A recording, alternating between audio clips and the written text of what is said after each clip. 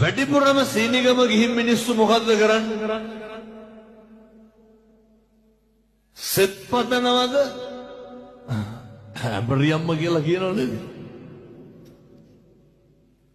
කියනවනේ කකුල් කැඩියන් කියලා කියන්නේ නැද්ද?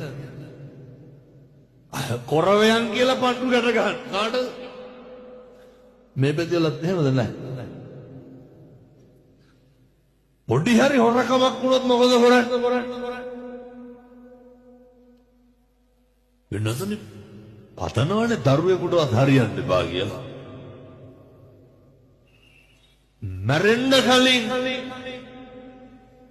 ජීවිතෙන් නතර කරන්න ඕන එකක් තමයි හොඳට මතක තියාගන්න. අනුන්ට වෛර කරන එක නවත්තන්න. මිනිස්සු අපිට කොච්චර දෙස් දෙවල් තිබ්බත් මම මේ කියන එක හොඳට අහගන්න. අපිට එදිරිවාදිකම් කරපු මිනිස්සු ඇති නැද්ද? කකුලෙන් නැදපු උදවිය නැද්ද? ඉස්කෝලේ යන කාලේ ඉඳන් හතුරුකම් කරපු මිනිස්සු නැද්ද?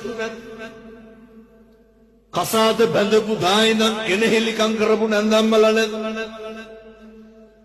ගෙදර ආපු ගා ඉඳන්